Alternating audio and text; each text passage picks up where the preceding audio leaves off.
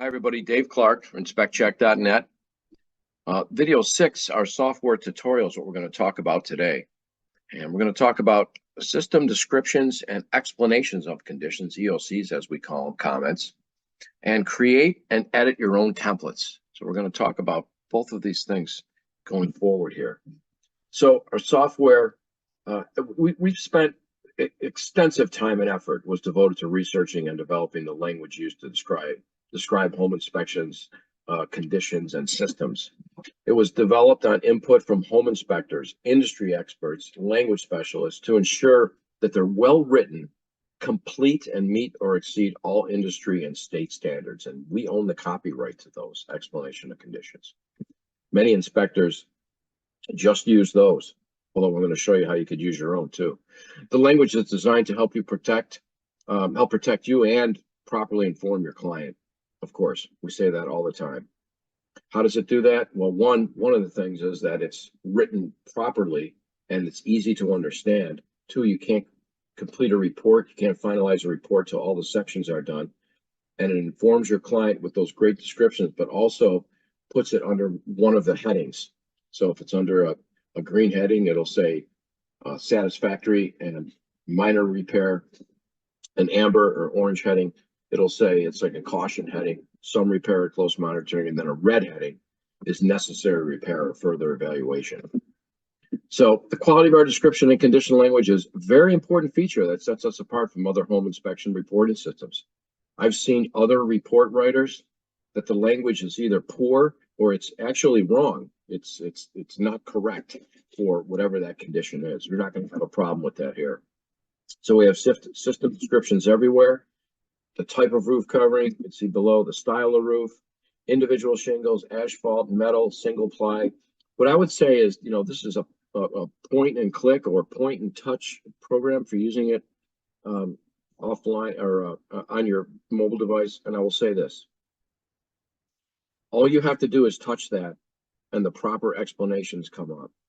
You don't have to spend a lot of time. And I'll also say this, I would say at least 95%, and I think it's even higher, of the explanations are there in the report. When you click it, obviously there's a blue check there, and then the explanations automatically pop up.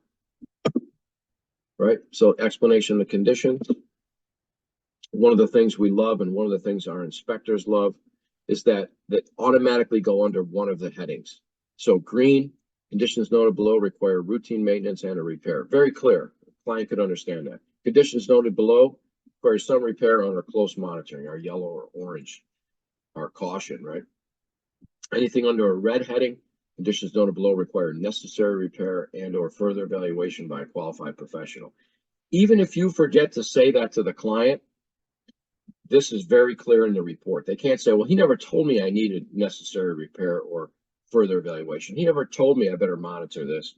If you didn't tell them that verbally, the report will do that for you. And you can see it right here. Conditions noted below, conditions noted below. You can see the different. Okay, same thing. We check here, explanations show up. And those are our explanations, but I'm going to show you how you can get your own too. So we're just going to take a look at a report page. Just randomly pick the exterior, and you can go down. There's a description, talks about what the inspector is going to look at, the table of contents, all the areas you're going to inspect, and then citing the exterior. And it, again, further explains that particular system or item. And then underneath, we'll have in the black heading, we'll always tell the client the materials or what's installed, what we see. And then in this case, it's not showing the green because that would be really a serviceable or satisfactory, but it's showing the amber, some repair, close monitoring, and then the red, necessary repair. So now we have a report that's open, and we can see a few things in here, but we've already talked about many, but I just want to show you how to create your own template or your own EoC template. Many inspectors use ours, and look, feel free to use ours and yours. If you want to use our explanations for some and yours for it, you can make whatever you want. You can do whatever you want. Here's how you do it. There's two ways. One is come to the top here and look at this drop down. You're going to see templates. And then if you scroll down over here, you're going to see templates. I'll show you how easy it is to create one. These are ones we already created. Of course, you can click on them and edit them anytime you want. You can delete them anytime you want, but let's create a new one. So we're going to click there, and you're going to see what happens is the explanations show up. And so we'll give it a name, and we'll say this is going to be, we'll say video 6 template. How's that? It's going to save that, save and close. And we come over to roof system. Really not too much an overview. You could add stuff, but let's take a look at the roof system. And let's say that you're going to say melted vinyl siding. Okay. We click on melted vinyl siding and say this could have happened by a grill or by reflection of low heat glass. That's our explanation. What else is going to cause it, right? Heat or something like that. But you might say, I want to take this out and I want to write in there, this was caused because right, by a torch, because the homeowner, watch this per homeowner. Okay, so that's fine. So then our explanation doesn't work anymore for that. It's that simple. Okay, so we can go through the whole report and do that. Click on any section you want. Say for structure, I don't know if I like it.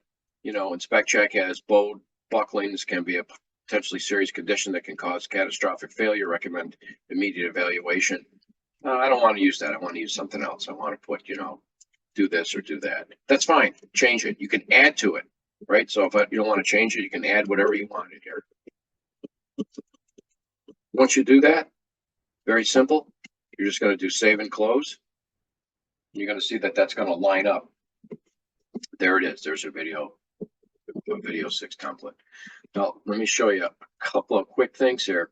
So we're going to do a new report, right? So what about those templates? Again, report name, inspection date, all that stuff you put in here. But here it is. Description, explanation of condition template. Which one you want to use? Well, let's use the one that, maybe we just made, video 6 template. That's it. Save and close. Once this is all filled out, then it's going to bring you right back to the dashboard, and that template will be there. It's that easy. It's that easy.